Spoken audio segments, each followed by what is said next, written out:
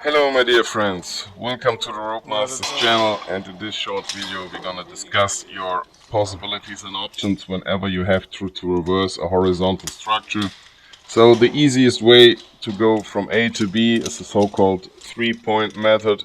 All you're gonna need is 3 independent lanyards or connections to your structure. 2 of them should be adjustable in length. I know in real life you have a multitude of options, and it's always depending on the type and material of structure you're climbing on. But what you see here is the most common and most easiest technique you could use, and then just adapt it to your needs in real life. So as you see, I installed a redundant connection to the structure, and now I'm using my third lanyard. It's an adjustable one. In this case, I'm using a Grillon to pull myself as close as possible to the structure. You could use whatever you want as long as it's an adjustable connection, an adjustable lanyard. You could even take an old piece of climbing rope and fizzle this into your ascending device. You have full creativity at play here. Everything is allowed as long as you stay redundant. And what you see now is I pulled myself as close as possible to the structure and establishing now a new connection, taking off the old one, get it as far as possible around the structure and just pull myself in. So of course always easier to pull downwards than upwards.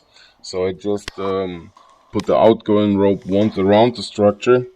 If this is not possible because of the friction or whatever, build yourself a tiny pulley system.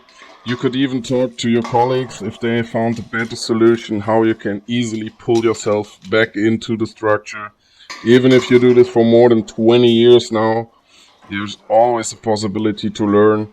And yeah, stay creative, have fun. Um, if you need, for example, more of your rope going back out again, so you don't want to clip it into your harness, you could of course as well just sling twice the rope around your carabiner, so your carabiner always stays in line with you. There is no traverse loading on the carabiner itself. That gives you at least 1 meter more of rope that you could fizzle into your carabiner and pull yourself in. There is as well some new fancy carabiners with a tiny roll, a tiny pulley inside that would take off a lot of friction, but I'm poor, I can't have it. So I'm using in this case now my foot clamp to pull myself in. It's super ergonomic, you save a lot of power. You could go for kilometers like this and don't even feel it. So that's a great option. The worst case, you could even tie a knot where you can put your foot in. As long as you have fun, I hope you enjoyed this video. I hope we see us next time. Thank you so much for watching. Stay safe and bye bye.